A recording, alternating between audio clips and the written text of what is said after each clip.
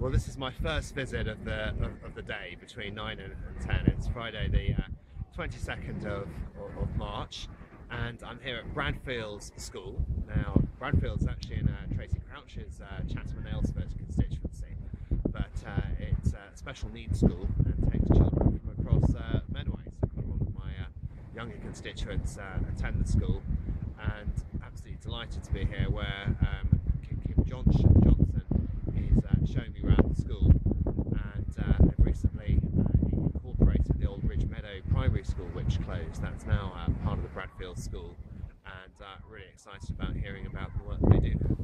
With the help of Tracy, we managed to get this is the army one where you'd expect to find we'll have the regimental inside.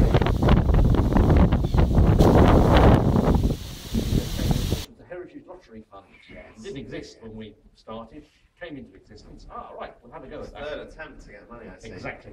Okay. So, yeah, it's going really well. Are you doing the welding as well, isn't it? Yeah, I'm just practicing welding now. Yeah. Well, we finished up at the Medway Queen. I mean, what an impressive job they're doing there.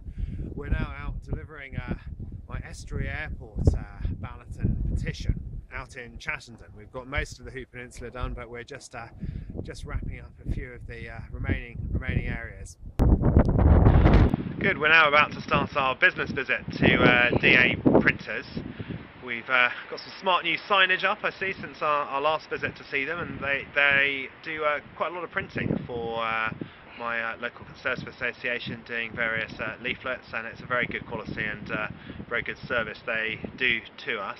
But also very interested to hear their views about the business environment. I've talked to them before about some of the investment in machinery that they do and the returns they get on that, certainly compared to leaving the money in the bank, and also very keen to discuss this week's budget. Hello, I'm Jason Allen, Director of DA Printers. It's a family business based in Rochester for over 45 years.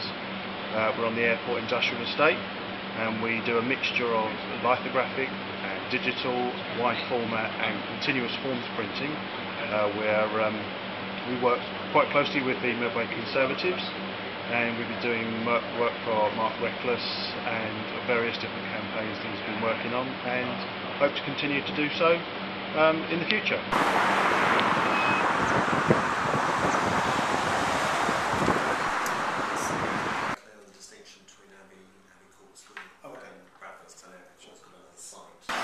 We're now here at the Medway Youth Trust, which is the old Connections service, but I think with the trustees and working with the council with outsourcing the service, I think they're delivering more, at least, than I thought was the case previously, to the young people who need the careers advice, who need the careers support in what is a pretty tough time for young people going out there trying to find work.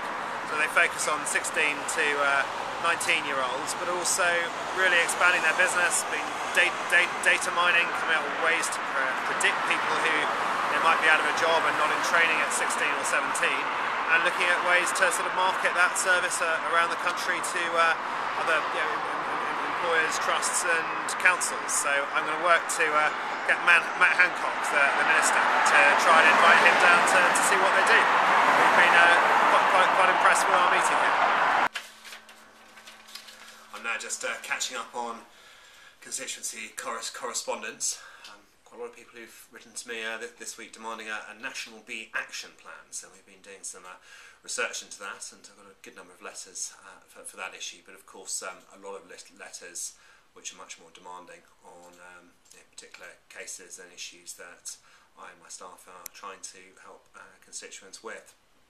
I'm hoping to get through the rest of my letters before the weekend, but we're just about to go out, I think, to do an interview with BBC South East News about an asylum case they want to speak to me about. So okay, so if you just introduce yourself on camera, please. I'm Mark Reckless, Member of Parliament for Rochester and Strood. So you're familiar with the details. What is your what's your view on this case? Tolerant Britain, zero tolerant of abuse. And one Kent MP agrees with that idea, saying the country shouldn't have to fit the bill for immigrants once they reach 18. I do think generally we should be looking to get people back to Afghanistan and to re-establish a life there. Oh, so just got the bulk of the correspondence into the last post, which goes at 6:30 on Friday. Sometimes get here a few minutes early, but I think we've got all that in. It wasn't as busy Friday as some, because I usually have a surgery on Friday, whereas today we just had the 2 appointments and both cancelled quite late on, so I've at least managed to get the paperwork done, sort of catch up with my team and plan some of the follow-up to the visits that we did today, and look forward to getting back to Parliament for Monday, Tuesday next week.